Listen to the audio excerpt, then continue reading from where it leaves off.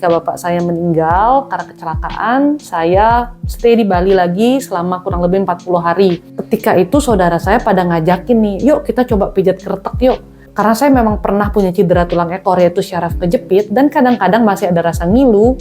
Saya pingin banget tuh nyobain, apalagi waktu itu di TikTok lagi tren banget ya. Akhirnya saya nyobain nih ke salah satu tempat pijat kretek, yang mana kakak sepupu saya sudah pernah ke sana dan dia itu sembuh.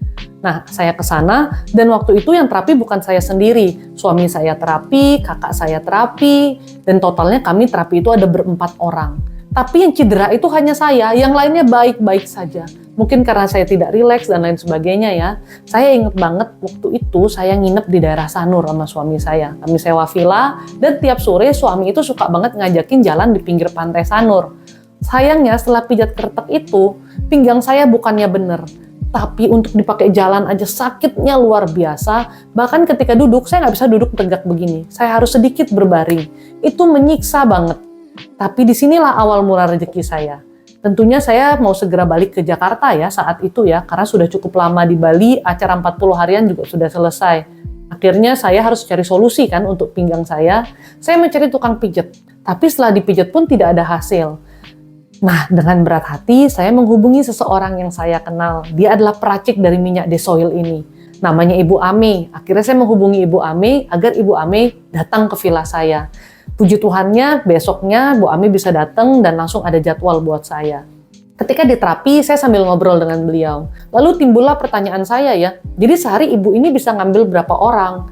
Dan beliau bilang kurang lebih 5 orang lah. Ya wajar ya, karena satu orang bisa 2-3 jam. Belum lagi beliau memang datang ke tempat kita, tentunya menghabiskan waktu di jalan ya. Saat beliau memijat saya, itu menggunakan minyak herbal yang beliau buat sendiri. Dan saya tanyakan begini, berapa persen efektivitas minyak herbal kamu tanpa sentuhan terapi dari kamu bisa menyembuhkan orang? Beliau jawab, minyak herbal ini efektivitasnya 70-80%. Bahwa pijatan terapi dari beliau itu hanya mempercepat penyembuhan saja, namun tetap tergantung pada minyak herbalnya. Dan saya katakan ke beliau, wah kenapa kamu gak jual aja minyak herbalnya?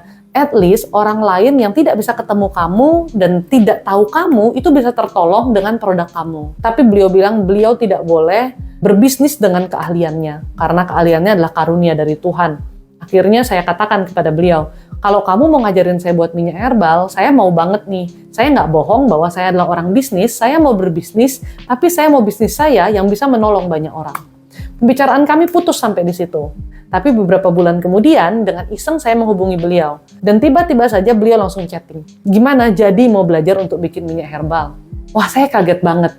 Karena ini adalah suatu yang luar biasa. Dan langsung saya iyakan. Saya juga nggak ngerti kenapa langsung saya iyakan. Padahal saya sendiri pun tidak pernah punya kepikiran untuk membuat produk herbal. Dan beliau mengatakan beliau punya satu syarat, yaitu produk herbal ini tidak boleh hanya bisnis saja, tapi juga harus memberikan pelayanan pada orang lain. Sehingga kami mengadakan pelayanan gratis di Desoil Herbal berkali-kali. Disinilah mengapa saya bilang ini rezeki yang luar biasa untuk saya. Karena saya bisa melayani, bisa menolong orang lain sambil berbisnis. Dan saya jadi bisa melihat banyak sekali mujizat kesembuhan dari testimonial-testimonial yang ada. Ternyata dari kesakitan itu, Tuhan menciptakan hal lain, yaitu untuk kami menjadi berkat, memberikan pertolongan juga bagi banyak orang.